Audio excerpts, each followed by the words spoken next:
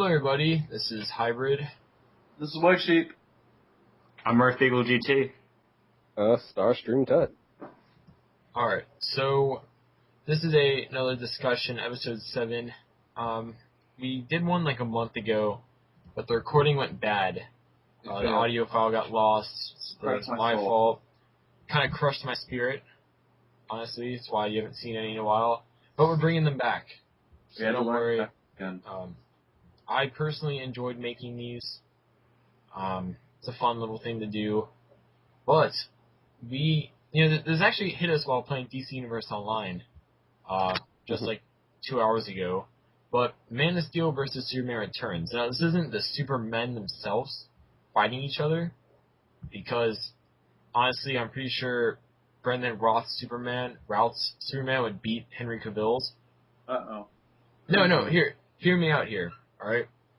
Because a lot of people, and this is what I'm going to get into, because we're really talking about which Superman movie is Superman.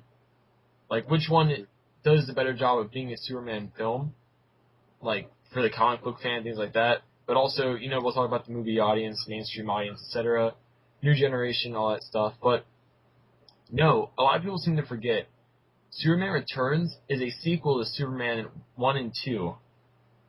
So, this is the same Superman that is so fast he went back in time by spinning around the Earth and backwards. He lived at a continent of kryptonite. He may not look big, but the dude is strong and fast. Totally agree. The same feats don't even apply to Henry Cavill's Superman.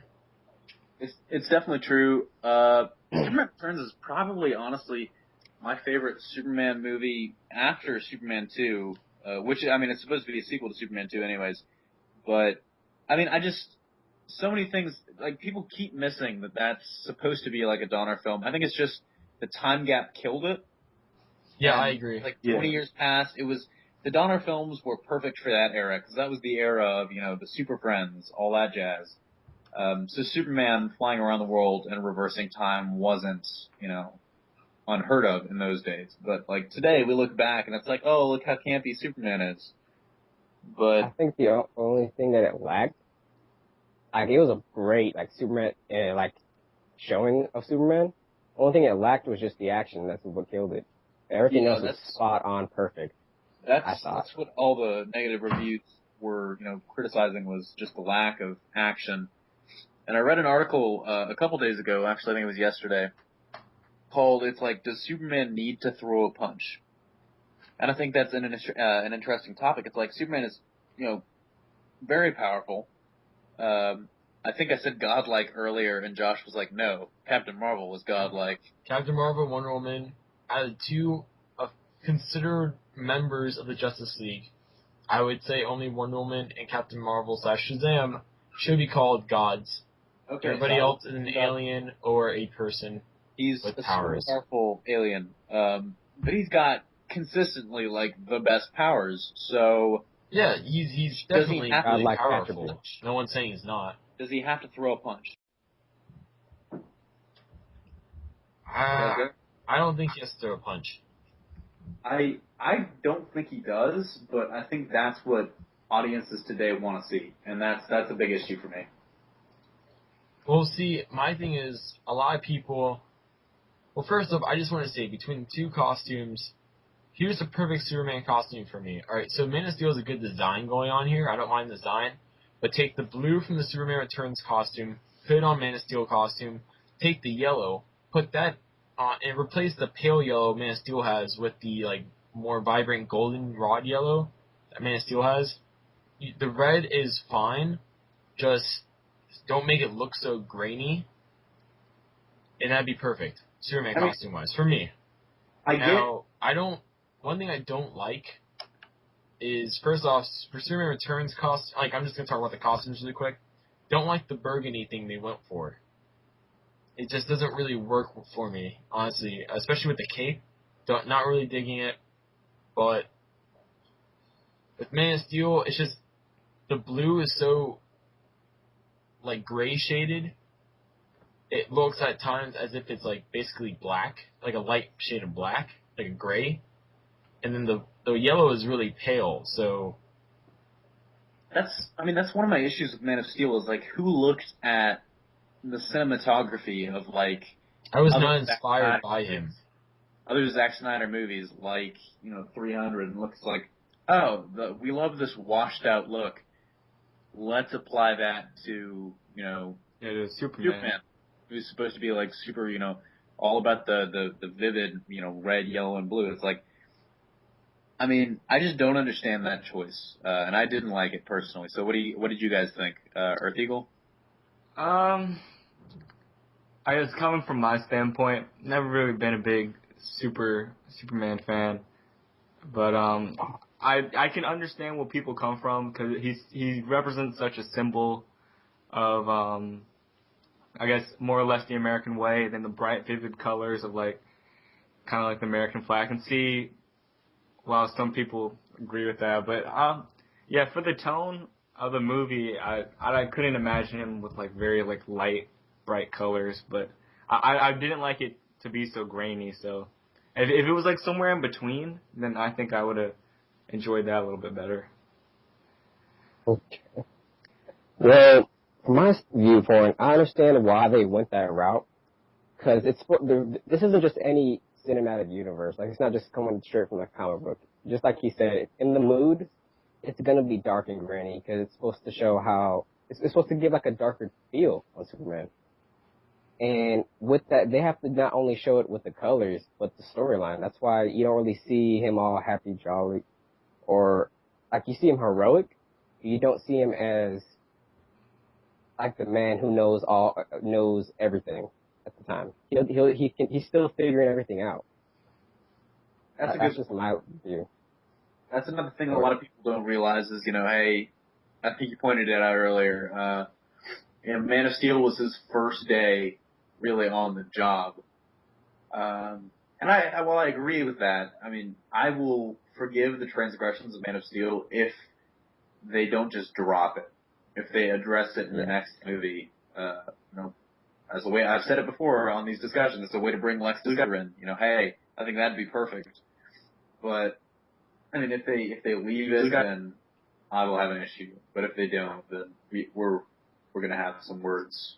Okay. Well, speaking about Zod, I think it was a big mistake to use him as the first villain. And just to tell you guys why, I think they should have used someone like Brainiac. And the reason is because, honestly, this isn't really an appropriate test for a new Superman. Because if they had someone like Brainiac, they could build up the foundation in Superman, because in Man of Steel he just learns about Krypton, Kryptonian civilization, etc., and he's already fighting Zod, another Kryptonian. But if they introduce Krypton to Superman, like to Clark, they introduce Jor-El to Clark, all that stuff in Man of Steel against like Brainiac. First off, it wouldn't be as physical as an opponent, so there wouldn't be as much damage. But also, he could become more of a symbol too. He'd have time to do that. It wouldn't. You guys hear me? Yeah. Yeah. Where'd the audio cut off? I don't. The Zod, With the Brainiac part wouldn't show as much damage. Okay, I'll just go back to Brain. All right, CJ, you here? Yep, I dropped that for a second, but I'm back. All right. So yeah, I was talking about. It's basically Man of Steel. I think they should have gone with like Brainiac instead of Zod and the other Kryptonians, because with Brainiac you could build up the history of Krypton, the connection with Clark and Jor-El like they did with Man of Steel, Clark and Krypton, Krypton's history. They could build it up more. Brainiac wouldn't be as an immediately physical villain, so you wouldn't have as much, destruction to Krypton that people are complaining about. And also at the same time, you could build up Superman, become a hero, a symbol for the people of Metropolis. Then in the Man of Steel sequel, bring in Zod, and that would be a true challenge for Superman, because you already have, you should by then have Superman with morals and Superman with knowledge of Krypton, and, you just have much more personal conflict with him, like for him, because he already knows about Krypton, he knows about Kryptonians, he will already truly understand that Zod's one of the last ones of his kind. And at the same time, you also have a Superman that's looked up to as a hero. This one, he was never looked up to as a hero by the citizens of Metropolis. Like, his first impression was, this guy's bringing destruction to the city. Like I said before, I think that's a good way to introduce Lex Luthor. Just as it's like, who else would say, hey, Superman's a menace? But yeah, I just want to say really quickly, though, I did enjoy Man of Steel. I don't hate the movie, but I just think when it comes to Superman, they really dropped the ball on what he is modernly viewed as. Which is, like, I think I wrote a message about it the other day, but he's, a symbol for hope, a symbol for what because he's grown from just being America. He's now a global hero, which is fine, considering he's an alien, but, he's supposed to be what humanity what they say in Man of Steel, strive towards. Like, the best humanity can be, that's what Superman's supposed to be. Yeah. And I feel like they really dropped the ball on that, which is why I think they shouldn't have given Superman such a hard villain immediately to go up against. Because he pretty much went from stage level 1 to Bowser. he didn't fight at the end of the game. Yeah, he didn't fight the stupid little toads halfway across. He didn't go da-na-na-na-na. He went straight up to Bowser. Well, I kind of see why they did that, though. Because it gave him an idea of how powerful the threats the world has yet to face. So it kind of gave him an insight on what to prepare for, on what could be coming. I actually completely agree with you. Because, I mean, if you're not going to do Lex Luthor as his origin villain, who are you going to do? In my opinion, Brainiac and Zod are about equal as far as, origin villains come. Because they both require a certain deal of, I would say suspension of disbelief, but a superhero movie almost, should come with suspension of disbelief. But, I mean, to me, they're very similar. I mean, if you go, they're both alien threats, both, want to do something to the world that'll, change it. To me, Brainiac is a much better Justice League villain. I outlined it. I never made a video about it, but I know Josh and me talked about this over the summer. To me, Brainiac, what I think they should have done, this was back when they were, the rumor mill was going about, will Nolan's Batman be in here? I was like, here's what you do. You take the 8 years before, the 8 years that passed between Dark Knight and Dark Knight Rises, and, say Superman or Batman has to get out of Gotham because, of everything. So he goes and does all this Justice League crap. And you get Brainiac as the first villain, and, Batman finds him after Man of Steel, and then all this Brainiac stuff happens, and I think Brainiac is the perfect villain for Justice League over Doomsday, because I'm hearing Doomsday, but over Doomsday. But to me, Zod is the good origin villain, essentially, to try and sum it up real quick, because of his life as an alien, he's going to be fine with all the crash ships and all that. Zod is really the only logical choice to me for an origin villain. So on that point, I don't think they, erred, but, Zod kind of gave us an in with the new, out with the old kind of perspective on that. It showed how Zod wanted to, I guess, restart Krypton, but with the old rules, and we all know how that worked out. Yeah. So Superman killing him off, it kind of made sense, because not only was it like, well, that's the only thing he could have done. Well, it wasn't, but like it was. But it showed that he can change how their entire way of life could be. That's true. And that was being the last one. That was the central theme of the movie too. He represented hope because he was the first natural born baby or whatever. He represented hope not just for humanity but also for Krypton. And that hope for Krypton never got realized. But yeah, I really wish they didn't try putting an emphasis on, he's the bridge between humanity and Krypton. He's like, the hope for Krypton civilization, because looks like Krypton's not going to have much future, really. Yeah. Unless they do the route where, Superman can have a baby with humans kind of thing, and then it's like for every codex he can have like a baby. Or like for every like DNA thing contained. That'd be actually really interesting. You see Superman going around having babies. each baby like a different part of the codex. He's just popping them out. 50 On Shades that note, 50 Shades of Superman. 50 Shades of the grayscale that Zack Snyder used. 50 Shades of Justice.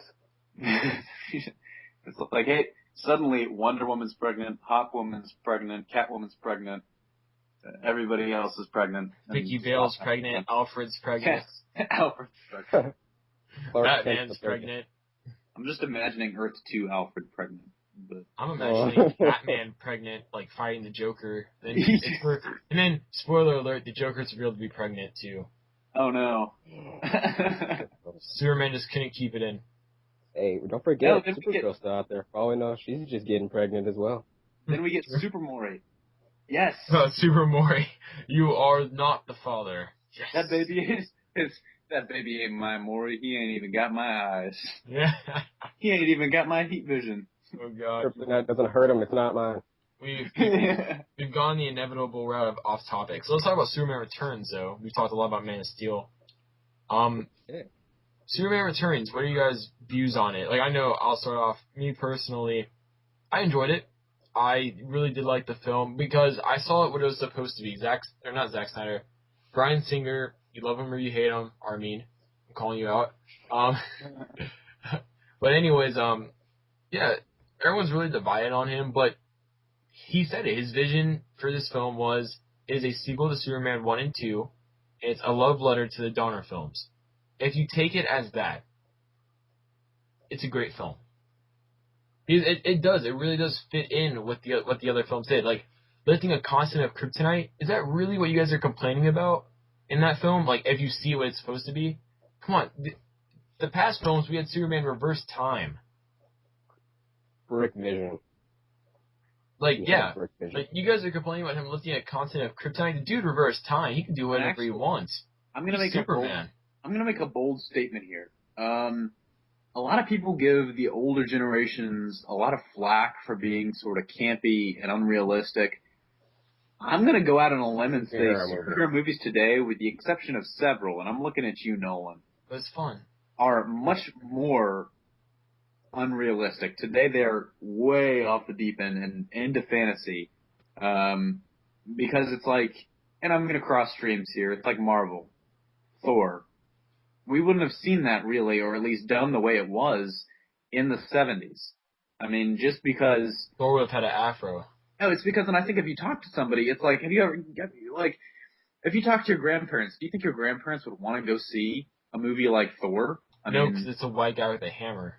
Well, okay, but, I mean, eventually it gets into the realm of disbelief, and I think that's something that we've gotten better at as moviegoers, is suspending disbelief with CG and all this stuff. But to me, Superman Returns sort of represented, and Man of Steel, I think Man of Steel is much more just fantastical and realistic, or unrealistic for all that it tried to be like the Nolan movies, than Superman Returns, Superman 2. Hell, that movie was more unrealistic than the Superman movie with Richard Pryor. Wouldn't it have just been perfect to have a Justice League movie with Nolan Batman teaming up with the Donner Superman?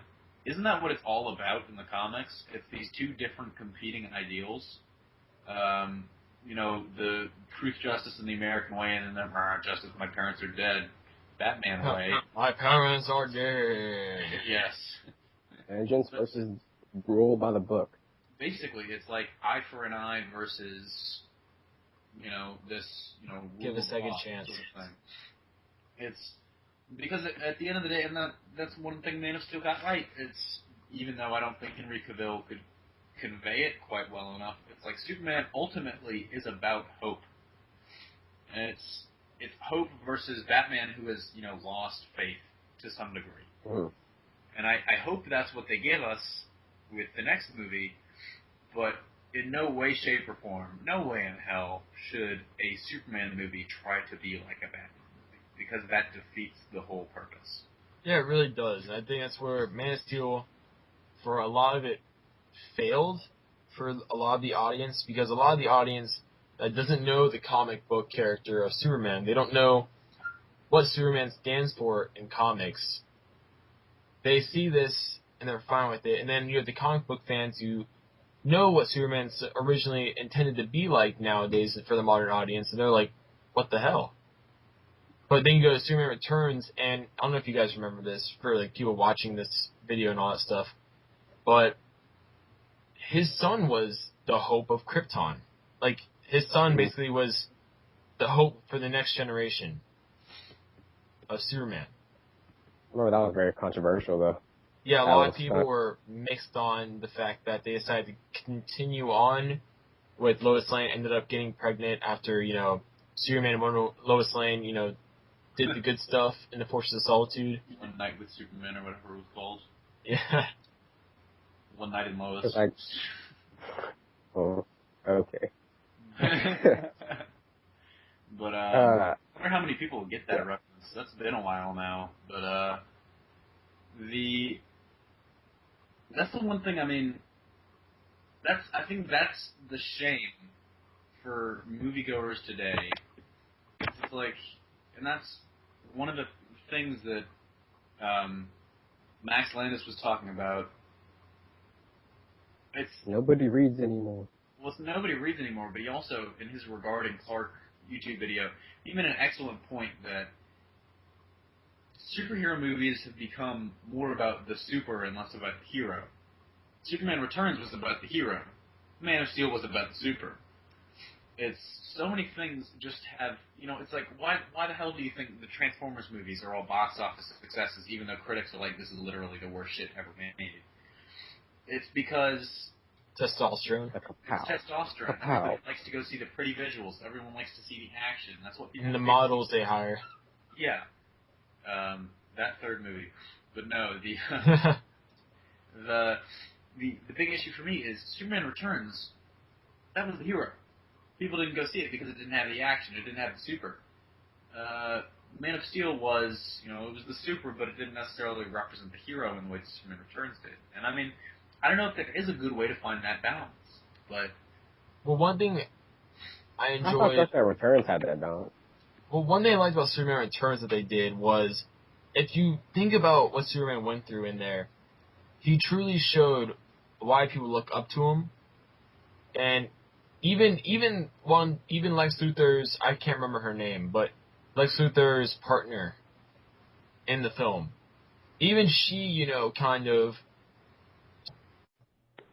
Alright. Real thoughts. Quick, what are you guys' favorite Superman movies of all time? I'd say my favorite Superman film is probably, obviously, the original Donner films. Before Superman 3. Superman 1 and 2 were great, just because they were really the first of their kind, really. So it has that nostalgia, boost to it. But I'd say probably favorite Superman film, Superman Returns, in modern day release, just because, and this is just for live action. Obviously, there's anime movies which are great, like All-Star Superman, Superman vs. the Elite. But in Superman vs. the Elite is one of my favorite Superman films in general. But for live action, what we're talking here, Man of Steel versus Superman Returns, I have to lean more to Superman Returns when it comes to Superman, because I feel, yes, he didn't land the punch, but I really felt like this Superman carried the message and the symbolic, the symbolism of Superman. When I see this guy, I see what he's doing. I think that's Superman. When I see Henry Cavill's Superman, yes, he is a new Superman. It's his first day on the job, but he just quite isn't there yet. Like, maybe by the time we get to Man of Steel 2, he'll be there, but for right now, he's not there as Superman. True. Like, when it comes to being like a sci-fi film, a film with more action, yes, Man of Steel wins that, but when it comes to being Superman, Superman Returns captured that better. Starscream? Okay. Well, I have to agree with Hybrid. I love Man of Steel, but as Superman Returns was the better Superman in the fact that he had the better message. But I feel like the Man of Steel version will eventually, I think, surpass it. As soon as he gets his ideals straight and his morals good, I think we'll have a better Superman Somebody eventually. needs to sit down and talk to him. It's like, come on, kid. Mm. Well, no. I gotta give it to Starscream because that's basically my feelings. I like Superman Returns, but my favorite Superman movie is always going to be Superman 2, OG Zod. But and that was definitely OG Zod. But the low Need texture before my quality. rod. Yes. But Superman Returns is great, but if Man of Steel can eventually get its stuff sorted out in the subsequent movies, like Batman vs Superman, if they handle it the way I think they're going to handle it, then I may end up liking Man of Steel better. But I still love Superman Returns. Yeah, like the potential is there. The potential's there. That's undeniable. They just really need to capitalize on it, and they need to stop going overboard. Like, the amount of destruction they introduced in Man of Steel was way too much. For a Justice League film, that could be reasonable. Because, you have the Justice League fighting, hopefully, a villain capable of, standing up to, 5 to 7 really powerful heroes, minus Batman. But, what, is the planet going to explode now? What Justice... when the Justice League in the Man of Steel universe fight a villain, how powerful is this villain going to be that's going to require the whole Justice League? And with that being said, right, so you have people like Wonder Woman and Aquaman who are in the same league. It's iffy.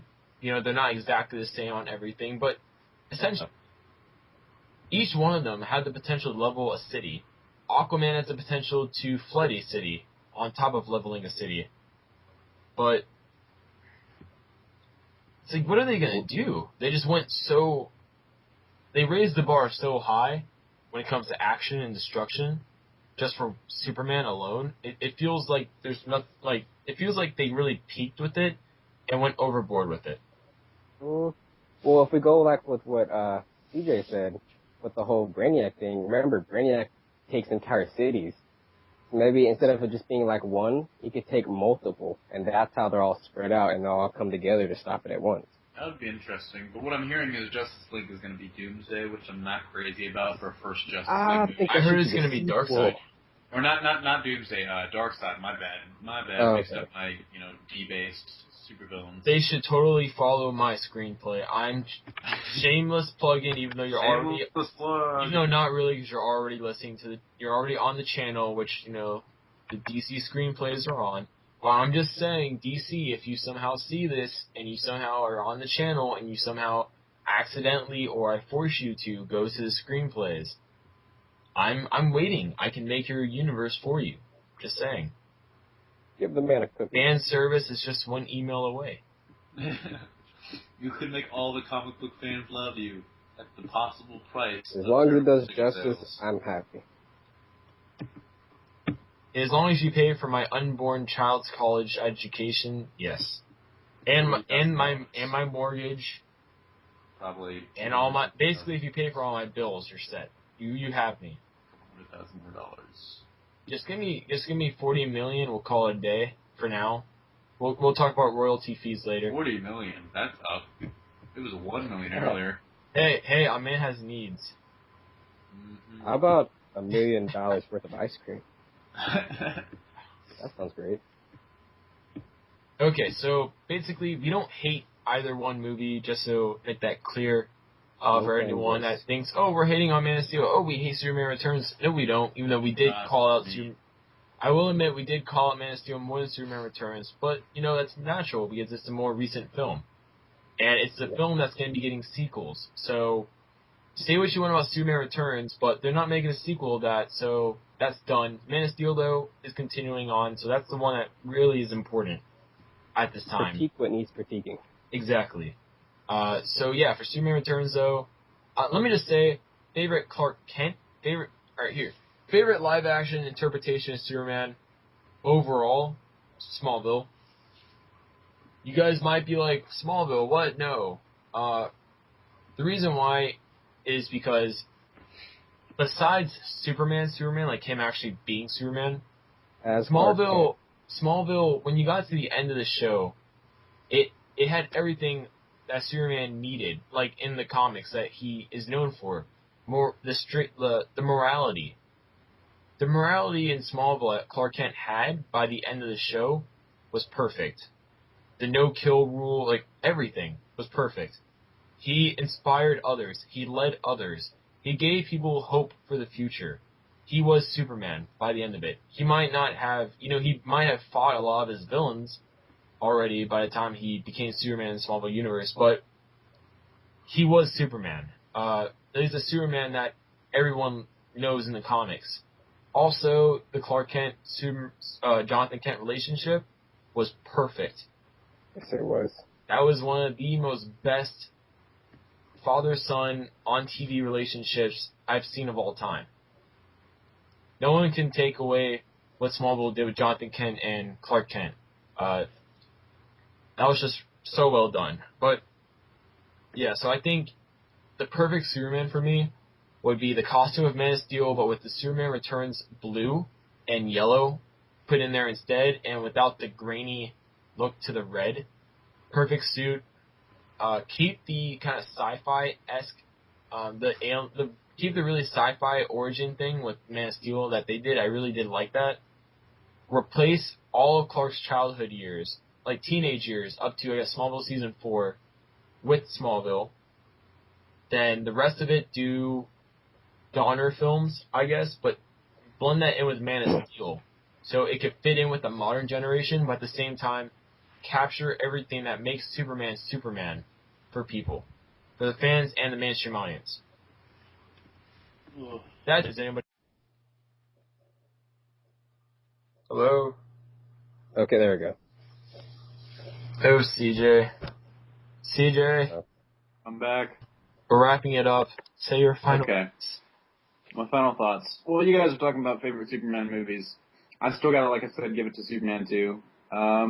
But to me, my main issue with Man of Steel, and this is just the one thing I'm gonna say, cinematography.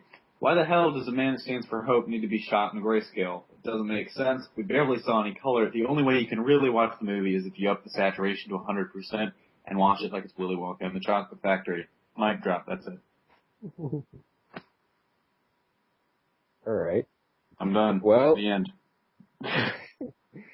I guess the nostalgia factor, it will always be Christopher Reeve's Superman 2 Donner films. But at a modern look, I guess you could say the acting wise for Clark Kent would Brandon Routh with a little bit of touchy touch with the Man of Steel. And then that'd be the best right there. Okay, and Earth Eagle, we lost him. Unfortunately died. Yeah, unfortunately he died while recording He was this. sucked into his computer screen. Long may he rest in peace. Sadly, on his quest for peace, yes, I just said that, on his quest for peace, he ran into Green Lantern. He ran into Richard Pryor. He accidentally, a combination of being attacked by Green Lantern, the bootlegged Fantastic Four, the bootlegged Justice League. The Ashcan Fantastic Four. Yes, and Superman 4/Superman 3. All those together came upon him, and, he's dead.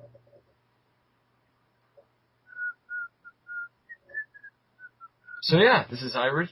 And this is WhiteSheep. And this is Tut. And I'll see you guys later.